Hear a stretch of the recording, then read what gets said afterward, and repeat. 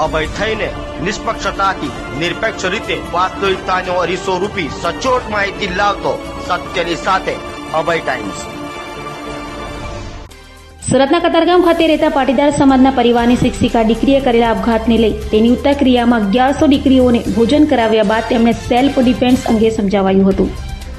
કતારગામ પાટીદાર યુવતી આપઘાત મામલે પાટીદાર સમાજ દ્વારા શક્તિ સાથે સંવાદ કાર્યક્રમ યોજાયો હતો। દીકરીના મોક્ષાર્થે 1100 કુંવારિકા દીકરીઓને ભોજન કરાવી દીકરીઓના ભોજન સાથે સેલ્ફ ડિફેન્સ પ્રેરણારૂપ કાર્યક્રમ યોજ્યો હતો, જેમાં મોટી સંખ્યામાં શહેરની વિદ્યાર્થીનીઓ હાજરી આપી હતી। દીકરી સાથે કોઈ પણ અનિચ્છનીય બનાવ નહીં બને તે માટે ભવ્ય કાર્યક્રમ યોજાયો હતો, જે કાર્યક્રમમાં પાટીદાર સમાજના અગ્રણીઓ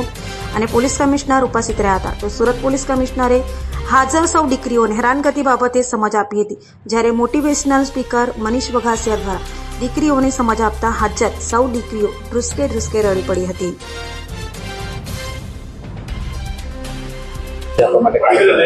એના માટે મેં અમારા કુટુંબ પરિવારે મળીને અમે લોકોએ જે આ શક્તિ સાથે સંવાદનો કાર્યક્રમ યોજ્યો, તો અમારી દીકરી તો અમે પાછી નહીં લાવી શકીએ, પણ પાછળ અમારી દીકરી સાથે જે કાંઈ ઘટના બની ને એ સમાજમાં કોઈ પણની દીકરી સાથે આવી બીજી વાર ઘટના ના બને, એટલે સમાજને જાગૃત કરી દરેક દીકરીઓના પિતાને માતાને એક સંદેશ જાય કે કોઈ દીકરી આવા કૃત્યથી બચે એને હિંમત આપવી જરૂરી છે। એટલા માટે જ અમે લોકોએ આ જાગૃતિ લાવી અને આ કાર્યક્રમ રાખેલો હતો। સોશિયલ મીડિયાથી દૂર રહેવા માટે શું મેસેજ આપશો બાળકોને, આજની યુવા પેઢીને? સોશિયલ મીડિયાથી દૂર રહેવામાં તો દરેક વાલીઓને, માતા પિતાઓને હું એવું કહેવા માંગુ છું કે ખરેખર તો આ ફોન છે ને એ 18 વર્ષથી નીચેની દીકરીઓ છે ને, એ કોઈ ખરાબમાં ખરાબ વસ્તુ હોય ને હેલ્થ માટેની, પોતાના સેલ્ફ ડિફેન્સ માટેની, તો એ ખરાબમાં ખરાબ વસ્તુ ફોન જ છે। ખરેખર ફોન નાબૂદી કરો, અથવા તો ફોનની જરૂરિયાત સાદા ફોન રાખો, બરાબર। આજે કતારગામ ખાતે સમસ્ત પાટીદાર સમાજ ના હોલ ખાતે જો નાની દીકરીઓ માટે એક સેલ્ફ ડિફેન્સના એક વર્કશોપ જેના બોલી શકે યા કાર્યક્રમ રાખવામાં આવેલા હતા, જો જેમાં ખાસ કરીને આપણે દીકરીઓના કઈ પ્રકારના જો અત્યારે સમાજમાં અમુક પ્રકારના જો સોશિયલ મીડિયામાં એક દૂસરો જો છે, જો